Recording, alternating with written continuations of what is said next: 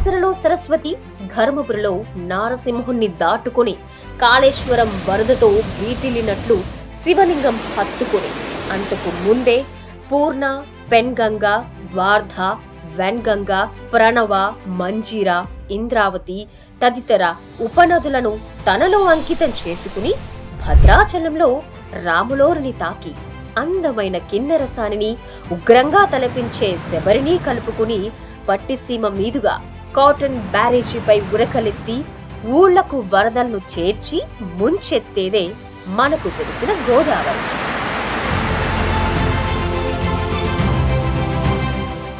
మధ్యలో మరో మహాదేవాలయాన్ని తాకి పరవశించి అన్ని వర్గాల వారిని పలకరించి తాగు సాగు నీటిని అందించి వరదలను అదుపు చేసి పులకరించిపోయే విధంగా ఉప్పొంగి ఊగనుంది చేలోమరి.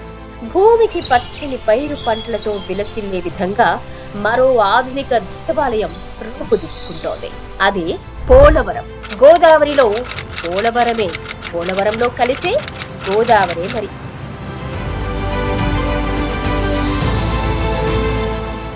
భారీ వరద నీటిని ఒడిసి పట్టి ఎన్నో ప్రయోజనాలను చేకూర్చేదే పోలవరం. పోలవరాన్ని తాకిన తరువాత గోదావరి స్వరూప స్వభావాలే మారిపోనున్నాయి.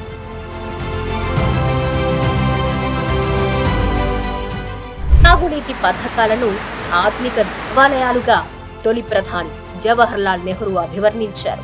ఆయన కాలంలో పంచవర్ష ప్రణాళికలతో సాగునీటి పథకాల నిర్మాణానికి ప్రాధాన్యత ఇచ్చి ఎన్నో జాతీయ ప్రాజెక్టులను నిర్మించారు.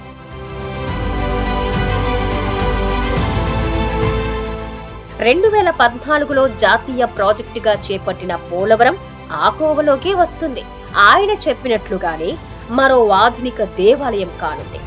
ఎన్నో ప్రముఖ దేవాలయాలను తాకుతూ నడయాడే వరద గోదావరి పోలవరం నిర్మాణం పూర్తయిన తరువాత ఫలితాలతో పులకరించనుంది. నాసిక త్రయంబకేశ్వరంలో శివుడు పర్వతాల నుంచి మొదలయ్యే గోదావరి అంతర్వేదిలో సముద్రంలో కలవక ముందు భవిష్యత్తులో పోలవరం తాకి పరవశించనుంది.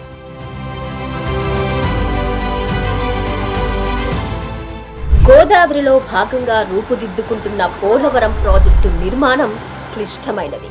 దేశంలో ఎన్నో ప్రాజెక్టులు నిర్మించినప్పటికీ ఈ ప్రాజెక్టుకు మాత్రం ఎన్నో ప్రత్యేకతలున్నాయి.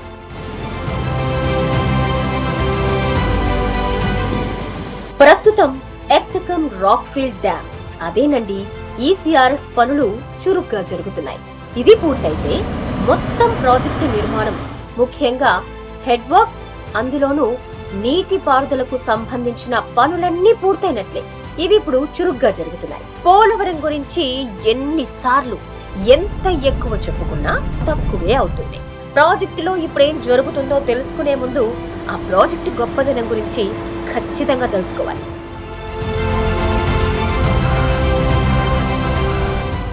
తాగు, సాగు, పారిశ్రామిక అవసరాలకు నీటిని అందించడంతో పాటు వరద నియంత్రణ, విద్యుదుత్పత్తి లక్ష్యంగా పోలవరం చేపట్టారు. ఇందులో జలాశయ నిర్మాణం క్లిష్టమైనది, అంతిమంగా కీలకమైంది కూడాను. ఈ ప్రాజెక్టు నిర్మాణంలో హెడ్ వర్క్స్ పూర్తయితే దేశంలోనే ముఖ్యమైన జలాశయాల్లో ఒకటి కావడమే కాదు, వరద నియంత్రణలో దేశంలోనే కాకుండా ప్రపంచంలోనే పెద్దదవుతుంది.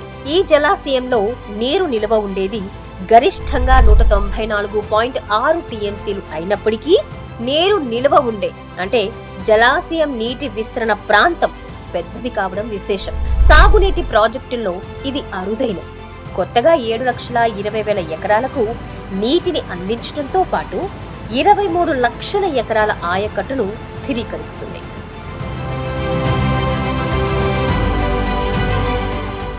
ప్రాజెక్టులో స్పిల్వే నిర్మాణం కుడికట్టుకు ఆనుకుని ఏ, బి కొండల మధ్య నిర్మించారు. ఇందులో ఏ కొండ కుడివైపున గట్టుకు ఆనుకుని ఉంటే బి కొండ నది వైపున, అంటే ప్రాజెక్టుకు ఎడమ వైపున ఉంది. ఇదంతా ఎందుకంటే ప్రాజెక్టును ప్రత్యక్షంగా చూడకపోయినా మీకు సులభంగా అర్థం కావాలి.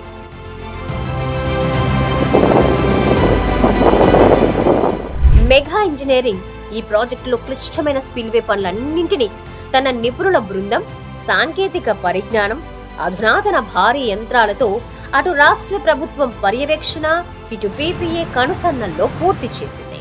ఇందులో కాంక్రీట్ నిర్మాణం కీలకమైనది కాగా ఇప్పటికే ఆ మొత్తం పని పూర్తయింది. 50 లక్షల క్యూసెక్కుల వరద నీటిని విడుదల చేసే విధంగా 50 మీటర్ల ఎత్తున 1118 మీటర్లు అంటే 1.18 కిలోమీటర్ల పొడవైన స్పిల్వే అన్ని విధాలుగా పూర్తయింది.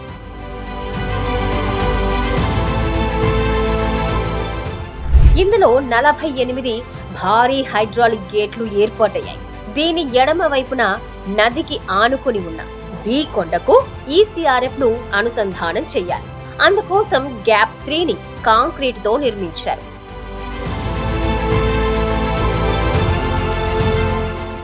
ఇప్పటి వరకు స్పిల్వే, దానికి సంబంధించిన నీరు నది నుంచి వచ్చే విధంగా అప్రోచ్ ఛానల్, పిల్ ఛానల్, పైలట్ ఛానల్ నిర్మాణాలను మెగా ఇంజనీరింగ్ పూర్తి చేసింది. అంటే ప్రాజెక్ట్ హెడ్ వర్క్స్ లో కుడివైపున ఉండే కీలకమైన నిర్మాణాలు పూర్తయ్యాయి. ఇప్పుడు నది మధ్య భాగం అంటే నదీ గర్భంలోనూ ఎడమ వైపున నిర్మాణాలు పూర్తి కావాలి. ఈ పనులు ప్రస్తుతం చురుగ్గా జరుగుతున్నాయి.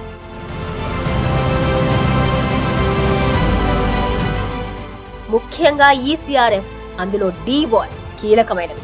ఇందులో డి వాల్ పనిని బావట్తో కలిసి మెగా చేస్తోంది. మిగిలిన అన్ని పనులను మెగా సొంతంగా నిర్మిస్తోంది. ఇందులో ప్రపంచంలోనే పెద్దవైన యూసీడీ అంటే అప్పర్ కాపర్ డ్యామ్, ఎల్సీడీ అనగా లోవర్ కాపర్ డ్యాంలను నిర్మించింది. వీటి పటిష్టతపై కొందరి నుంచి సందేహాలు వ్యక్తమయ్యాయి. సాధారణంగా వీటిని నిర్మించిన తరువాత గరిష్టంగా 4 నుంచి 5 ఏళ్లు ఉపయోగిస్తారు. వీటి విషయంలో ఆ సమయం మించిపోతుండటంతో కొందరిలో వాటి సామర్థ్యంపై అనుమానాలు వ్యక్తమయ్యాయి. కానీ విదేశీ నిపుణులు, అదేనండి పీపీఏ నియమించిన ప్యానెల్ ఆఫ్ ఎక్స్పర్ట్స్ అధ్యయనం చేసిన తరువాత ఇవి పటిష్టంగా ఉన్నాయని నివేదించారు. వాటిని మరింత సమర్థంగా వినియోగించుకోవడానికి పలు సూచనలు చేశారు. అందులో ప్రధానంగా డ్రైన్స్ లాంటి బట్రస్లను నిర్మించారు. ఈ పనులు ప్రస్తుతం జరుగుతున్నాయి.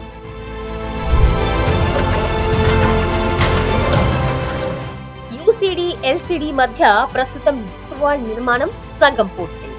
నిర్మాణం పూర్తయిన తరువాత ఈసీఆర్ఎఫ్ 1, 2లను జీడి కొండల మధ్య ప్రాంతంలోనూ, మరీ ముఖ్యంగా గ్యాప్ 3కి అంటే బి హిల్ నుంచి నిర్మించిన నాన్ ఓవర్ ఫ్లో మెషినరీ ఆనుకుని నిర్మించాలి.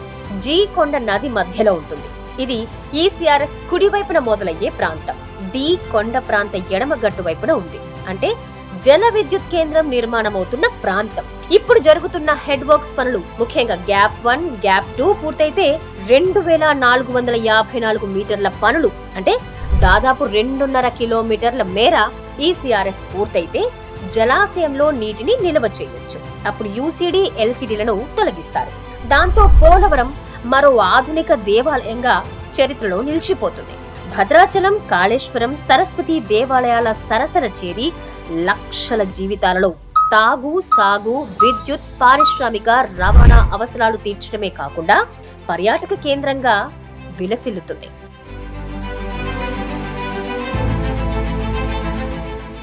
చివరకు దక్షిణాది రాష్ట్రాలతో పాటు దేశ ఆర్థిక ప్రగతికి, జాతీయ అభివృద్ధికి దోహదపడుతుంది. అదే 3.5 కిలోమీటర్ల పొడవుండే పోలవరం జలాశయ ఆధునిక దేవాలయం.